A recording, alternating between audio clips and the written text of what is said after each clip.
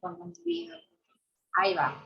Porque me pasa, me engancho hablando y me olvido de activar la grabación, y no es automático. Les decía, es sumamente importante, si bien venimos diciendo que siempre hay que remitirse a la vía aérea primero que nada, es sumamente importante una buena evaluación circulatoria del paciente. Ahora es importante para prevenir riesgos, y en el postquirúrgico porque implica el riesgo más importante que tiene el paciente junto con las infecciones de la vía aérea, que es la hemorragia. Yo puedo detectar que el paciente tiene una hemorragia, aunque no la esté viendo, a través de cambios en la circulación y perfusión. Otro axioma que les voy adelantando, otro mantra del paciente quirúrgico es: si no sé dónde está la sangre, está en el abdomen. Es una cavidad virtual que tiene la posibilidad del peritoneo y el retroperitoneo y la pelvis de admitir un montón de sangre y que se note físicamente. La que se nota, el paciente se pudo haber muerto de una hemorragia sanguínea. Entonces, ante cualquier alteración del paciente, volvemos al ABCD. Primero pensamos que puede ser un problema de la vía aérea siempre, aunque el paciente no nos esté dando signos de que haya tenido previamente una alteración de la vía aérea. Siempre voy a ir primero a ver si el paciente le entra y le sale el aire. El paciente está hablando conmigo, está el aire dentro del sonido, el paciente respira. Voy a ver la circulación del paciente. A ver si el paciente está teniendo una hemorragia y yo no la estoy viendo. O el paciente en otro contexto, que no fuera el contexto quirúrgico, a ver si el paciente está deshidratado y yo no me di cuenta. Profe, en ese mismo momento no podemos visualizar si va a generar un trombo o la circulación. No, porque los trombos se relacionan, por un lado, con alteraciones coagulopáticas del paciente, ¿sí? Con alteraciones protrombóticas que están dadas por mediadores químicos que se pueden ver desde la laboratorio. Y por otro lado, en el prequirúrgico, lo más cercano a la posibilidad de evaluar una posible trombo tiene que ver con la clínica del paciente. Si es un tromboembolismo pulmonar, les aseguro que se van a dar cuenta en el momento, porque el paciente se va a poner cianótico, le va a costar la entrada y salida de aire, va a cambiar el patrón respiratorio, y el pulmón que no esté en este momento haciendo buen intercambio va a generar cambios en la oxigenación. Ustedes van a ver un paciente en emergencia, ¿sí? Es más, los pacientes tienden a tener molestias y a llevarse la mano al pulmón afectado. La posibilidad de hacer un trombo en miembros inferiores va a estar relacionada directamente con el tipo de cirugía y el reposo del paciente. Más que nada. Pero sí lo que pueden ver en este momento es si realmente la circulación que el paciente tiene le alcanza para la perfusión. Ahora y en el postquirúrgico. ¿Sí? Porque no todos los pacientes, o sea, estamos en el contexto de que un paciente entra sanito a cirugía. Pero si yo tengo un paciente ASA4, por ejemplo, o ASA3, cuya situación clínica, ahora le voy a contestar a una compañera de punto por el chat. Si la situación clínica del paciente ya lo complica un ASA intermedio, yo ya sé que tengo también riesgo cardiovascular y trombótico con este paciente. Por eso es tan útil estratificarlo inicialmente. Acá hice una pregunta a una compañera por el chat si la trombosis se cura. Sí, se cura, se trata, e inclusive puede ser que el paciente necesite tratamiento antiagregante por el resto de su vida. ¿Sí? Va a depender de las condiciones en las cuales se produjo esta trombosis, si es asociada a patología cardiovascular o no, si es asociada solo a la inmovilidad, pero la inmovilidad va a persistir, en ese caso se va a tratar de otra manera. Esto tiene hay diferentes guías de tratamiento y de profilaxis de la trombosis venosa profunda, que pueden consultar o las pueden bajar y hacer un paso. Lo siguiente, para no perder la estructura del ABCD, es la D de disability o deterioro neurológico. Acá lo hemos convertido en deterioro neurológico, pero en el trauma implica también que el paciente se le haya seccionado un miembro, por ejemplo. Y ahí hay una pérdida de las habilidades, digamos, ¿sí? Acá lo que vamos a hacer foco si bien estuvimos viendo el estado de conciencia, porque si estamos hablando con el paciente, claramente estamos viendo que su estado de conciencia es adecuado, pero vamos a tener en cuenta, a poner el ojo en otras variables también. La edad del paciente, y esto tiene que ver con que tenga un deterioro neurológico previo. ¿Se acuerdan que dijimos que no existe la demencia senil? Pero sí existe la demencia, sí existe el Alzheimer, el Parkinson y otras patologías asociadas a la edad. Eso no quiere decir que no puedan tener una persona con Parkinson a los 35 años, ¿sí? O con otro tipo de lesiones, o con demencia. Patologías preexistentes. Acá todo lo que tenga que ver con el sistema nervioso central y periférico. ¿Sí? Limitaciones en la funcionalidad. ¿Se acuerdan que dijimos que la valoración neurológica íbamos a ver fuerza y coordinación de los miembros? Y si el paciente puede caminar, cómo es la marcha para evaluar el cerebelo.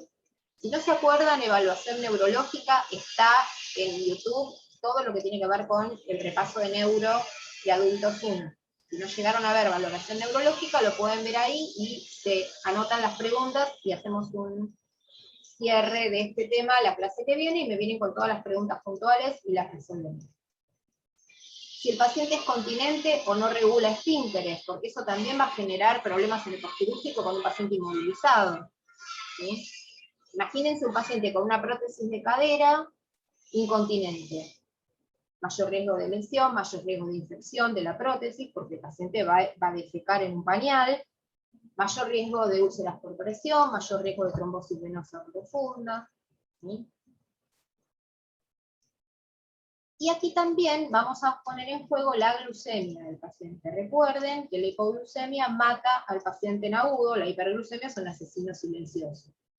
¿Sí? Entonces, valorar la glucemia del paciente, siempre que haya un deterioro neurológico en agudo, que no sabemos qué le está pasando al paciente, ir y pincharle el dedo. No vaya a ser que sea una hipoglucemia, o una hiperglucemia.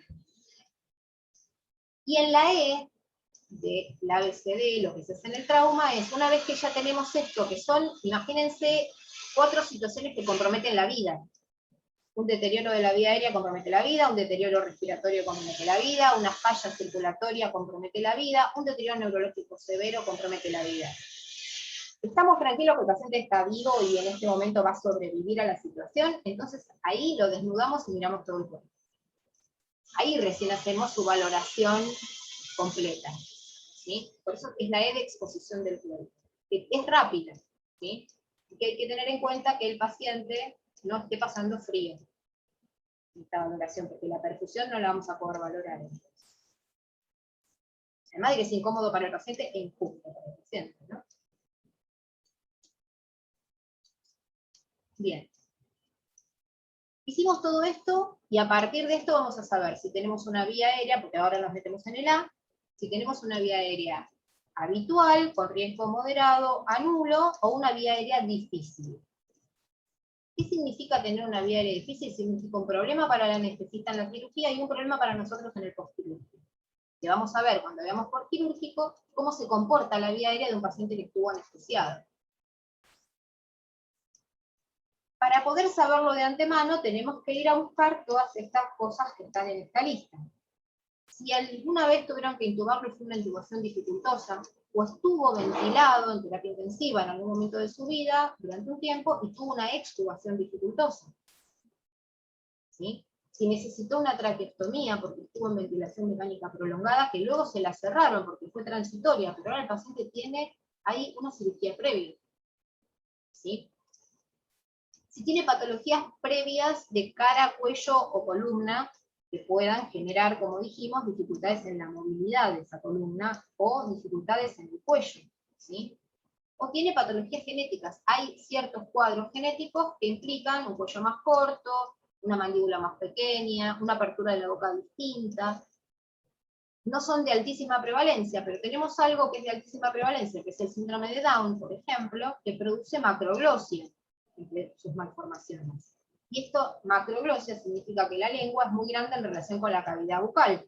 Por ende, va a tener un grado de malampati distinto que una persona que no tiene síndrome de Down. O sea que ahí ya tenemos una lengua desproporcionadamente grande y laxa que va a complicar la laringoscopia. Y también el sostén de la vía aérea en el postquirúrgico. que haya tenido un trauma o cirugías faciales o de cuello, porque eso también puede complicar la apertura de la boca, la articulación temporomaxilar, la subluxación de la mandíbula o la articulación de las vértebras del cuello.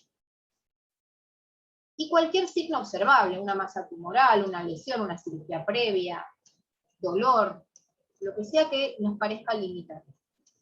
¿Qué vamos a ir a buscar en el examen físico? Malformaciones, asimetría en el cuello, en la cara. El paciente que tiene una asimetría en la boca o en la cara también va a tener dificultades para insertar el laringoscopio. ¿Sí? Obesidad, porque la obesidad implica un cuello más corto, más gordito, más difícil de manipular a la hora de intubar al paciente. ¿Sí? Apertura bucal disminuida a menos de 3 traveses de dedo. Ya vamos a ver qué es esto de 3 traveses de dedo. Pero un paciente con una lesión de la articulación temporomaxilar no puede abrir la boca de la misma manera que lo harían ustedes. ¿Sí? La forma del paladar y los dientes, esto lo vimos cuando vimos Malampati, cuando ponemos la linternita y le miramos las estructuras de la boca. Lo que yo les decía de la macroglosia, ¿sí? la lengua muy grande en relación con la apertura bucal. Cualquier tipo de infección de la vía aérea superior o en la boca, esto también puede llegar a complicarlo como vía aérea, sí, porque hay inflamación local.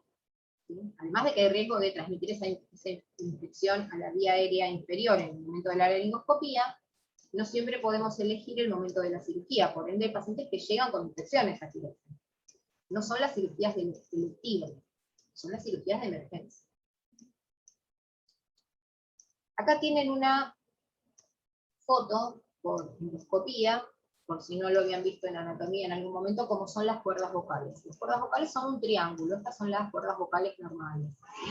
Es como se ven abiertas. Las cuerdas vocales son las que permiten que cuando por acá adentro, acá se ve negro es aire, ¿sí?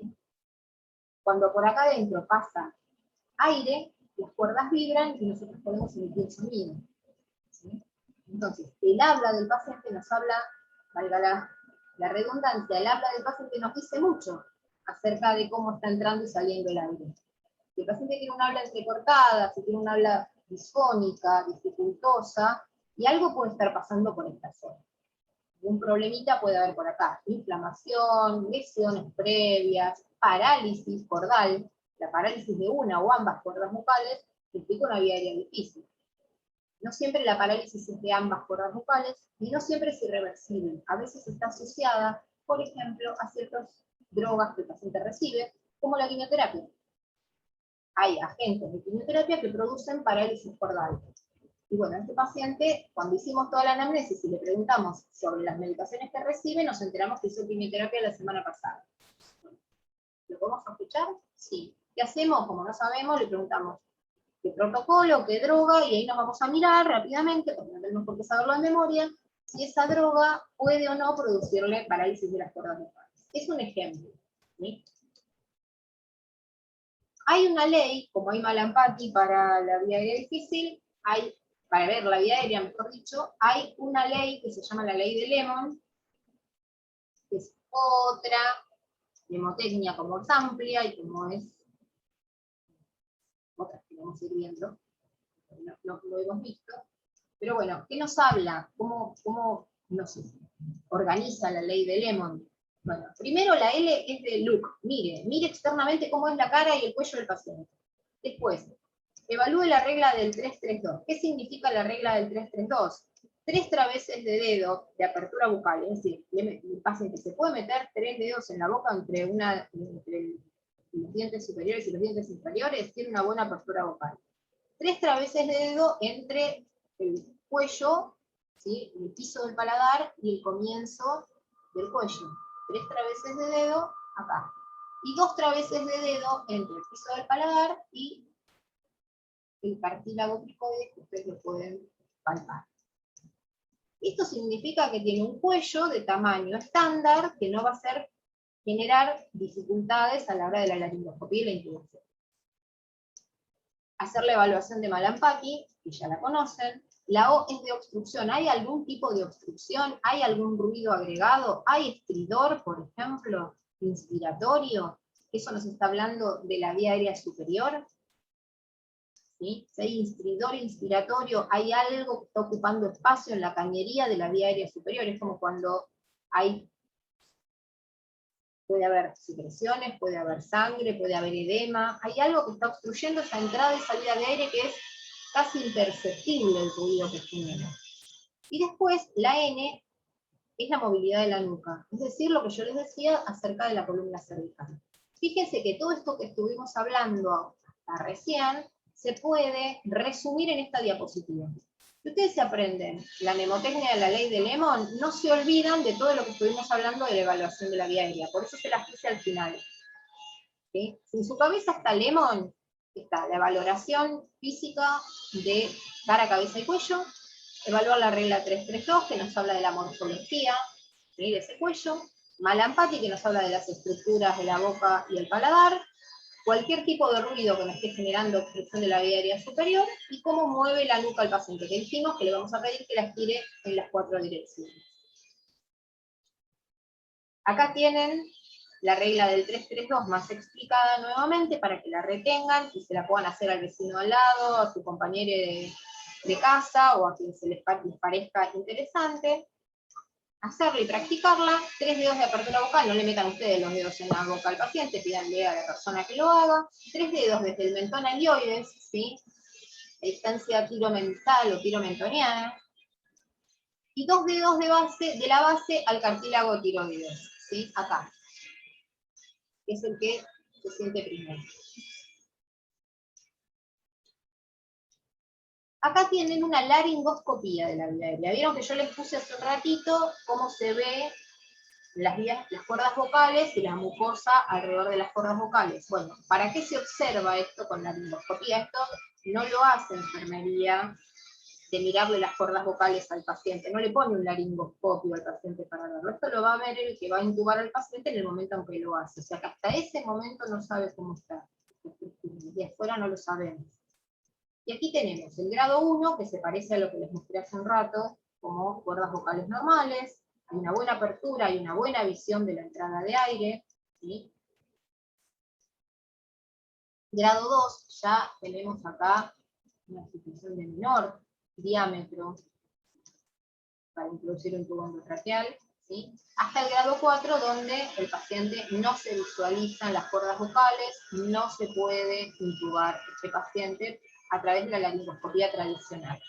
Esta clasificación de Cormack y Lane es la que utilizan cuando observan por laringoscopía la vía aérea del paciente, o sea, en el momento de intubarlo, antes no se puede ver. ¿Sí? Salvo que le hagan usen un fibroscopio para mirar al paciente. Pero uno no anda por la vida como un control más metiéndole un laringoscopio porque activa los reflejos protectores de la vía aérea. O sea que el paciente puede vomitar en ese momento. Entonces, volvemos a las mnemotecnias. Acá teníamos la de Lemon, teníamos la amplia para la historia clínica y la valoración del paciente, la de Lemon para saber si tiene una vía aérea difícil, y acá tenemos una también que se puede usar, si no quieren usar Lemon, pueden también usar esta o completarla con esta, que es Smile, sonría, ¿sí? La S es de SAOS. ¿Qué es SAOS? Es apnea o hipoapnea del sueño. Si el paciente ya sabe que hace apnea de sueño, tiene una vía aérea difícil. Porque la apnea de sueño justamente se asocia fuertemente con las estructuras de la vía aérea superior.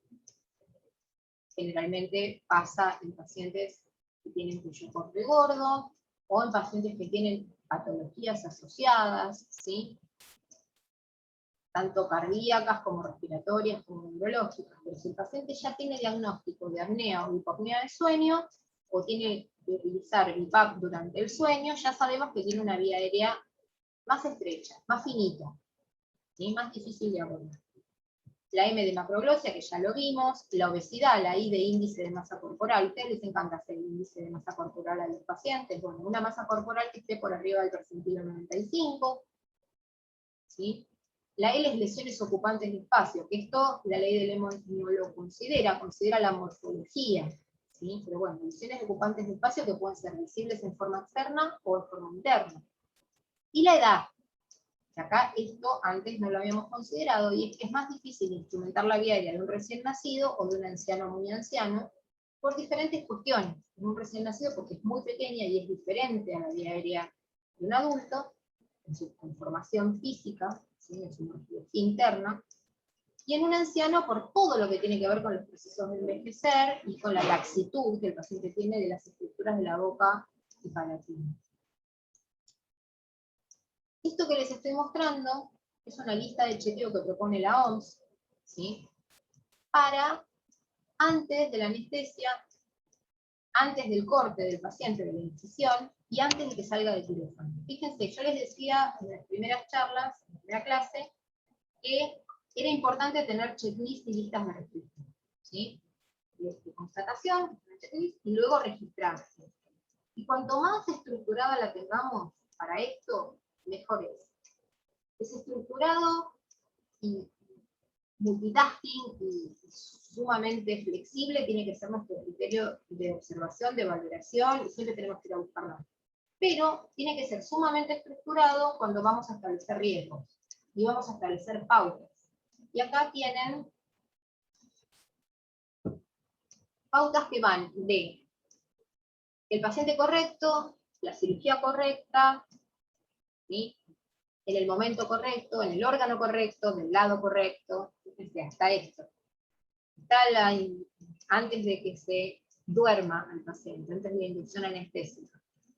Todos los datos que estuvimos viendo hasta recién. ¿Sí? Segundo punto, antes de cortar al paciente. ¿Sí? Fíjense que hay detalles que hacen al equipo y hay detalles que hacen al paciente, como están todos, o sea, voy a operar, ¿está el cirujano? ¿Está el ayudante del cirujana? ¿Está el equipo de instrumentación quirúrgica? ¿Están los anestesistas y técnicos de anestesia o lo que consideren que es necesario? Y desde el hecho de que sea el paciente correcto, hasta todo lo que tiene que ver con posibilidades de complicaciones, obviamente, ¿sí? Después, antes que el paciente salga, todo lo que hay que registrar y valorar. Y yo le sumaría a todo esto algún tipo de registro de cómo fue el traslado del paciente, tanto desde la sala de internación al quirófano, o desde la guardia al quirófano, como desde el quirófano hacia la sala de recuperación y luego a la sala donde va a transcurrir su posterior. Es sumamente importante ese momento. Bien, entonces, para terminar, ¿sí? Para terminar con el prequirúrgico propiamente dicho y todos los aspectos a valorar y a tener en cuenta. Aquí hemos hablado de la mayoría de las cuestiones que nos puedan generar complicaciones en el intra o complicaciones en el post. ¿Qué nos queda pendiente que vamos a trabajar en futuros momentos? Por un lado, ya dijimos, vamos a trabajar en equipo, en grupo ustedes, con una guía de trabajo, que no es una guía de preguntas y respuestas, no está terminado el tema ahí, ustedes pueden abordarlo mucho más ampliamente, pero yo lo que voy a hacer es puntualizarles sí o sí a dónde ir a poner el foco, porque esta es la forma en que me gusta hacerlo, no limitarlos, sino solamente armar como algoritmo de trabajo, ¿sí?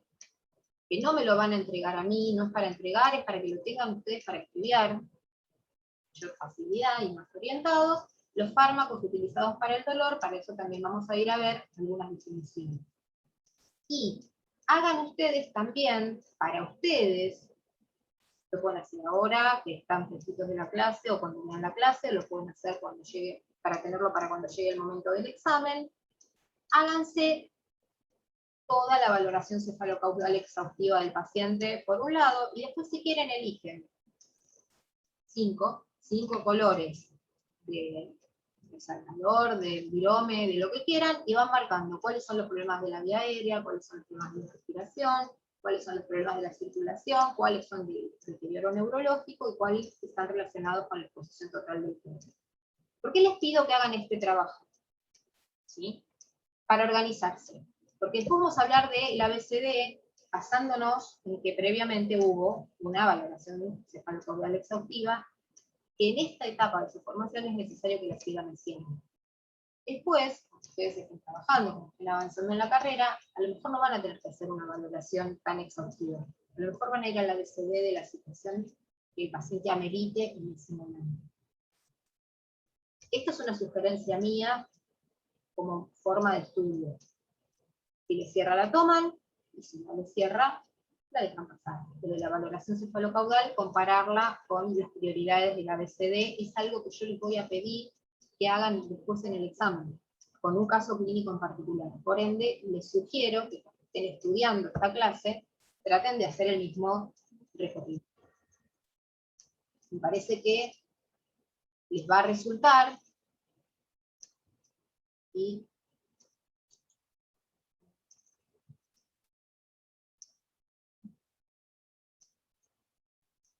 quiero salir de compartir pantalla, pero no la encuentro acá.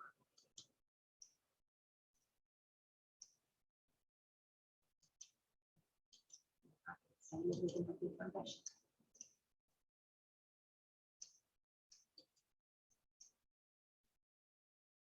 Bien. ¿Están viendo a mí ahora o están viendo la pantalla? Todavía se ve la pantalla. No. Había un ítem que era dejar de compartir pantalla.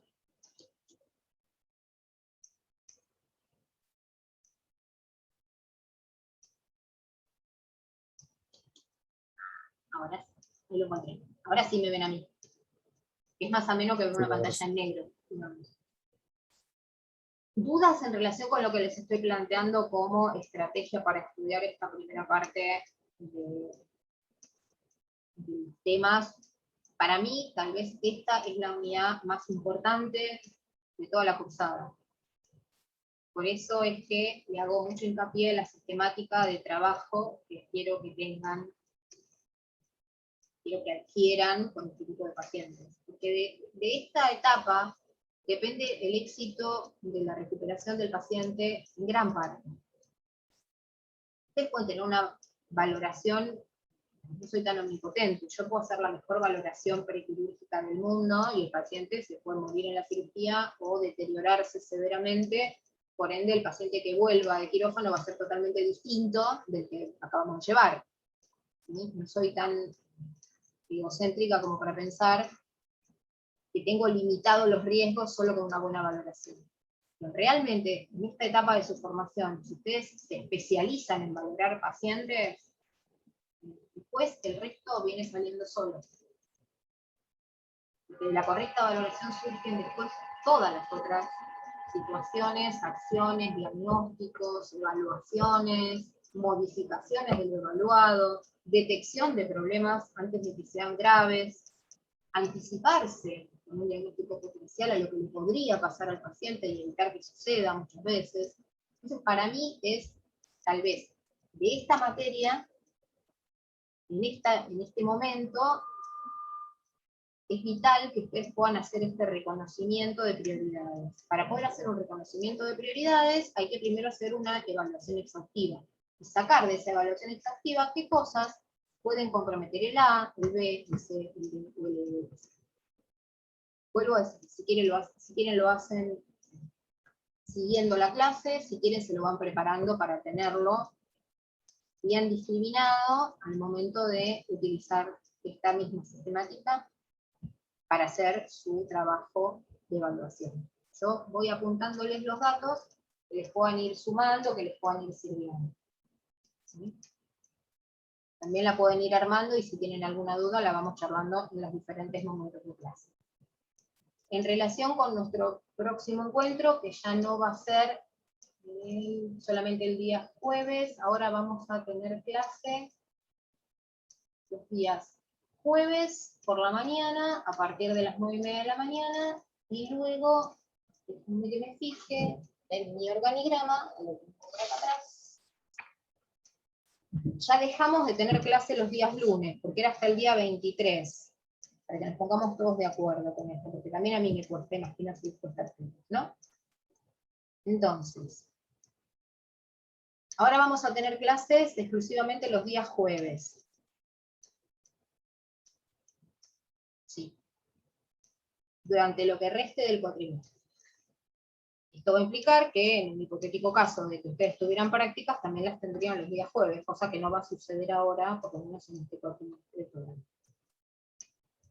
Si por alguna cuestión, algún jueves, no pudiera yo darles clase, la clase va a quedar grabada en el campus, ¿sí? Porque ya no vamos a poder tener el encuentro lunes y jueves. Porque a partir de septiembre, los lunes pasa a tener clase la comisión C. Como siempre saben, si por alguna cuestión no se pueden conectar a su Zoom, se conectan al Zoom de la comisión C, no hay ningún problema, van a ser bienvenidos igual. Calculo que con esto vamos a llegar. Si no llegásemos a finales de octubre a dar todos los temas, por ahí les dejé también algunas indicaciones en clase grabadas. La idea es que podamos resolver todo el programa. Estoy pensando. Seguramente que el mismo día lunes, si puedo el viernes, pero si no, seguramente el día lunes va a estar esto también disponible ya en el campus para que lo puedan ver. La clase de hoy para los que no se hayan podido conectar. Si por alguna cuestión algún compañero o compañera de ustedes saben que no se pudo conectar y le cuesta por ahí ver la clase grabada por alguna otra cuestión, el día martes por la mañana, al mismo horario, 9:30, vamos a terminar el módulo de valoración prequirúrgica y cuidados prequirúrgicos con la comisión C, por lo tanto pueden tomar la clase en ese horario. El día jueves, en la primera parte, vamos a hacer una recapitulación de las dudas que ustedes tengan, y luego vamos a empezar a trabajar con el intra y post quirúrgico, para después seguir avanzando con temas puntuales. Y así vamos a tener un redondeo de toda la evolución perioperatoria del paciente. ¿Dudas ahora?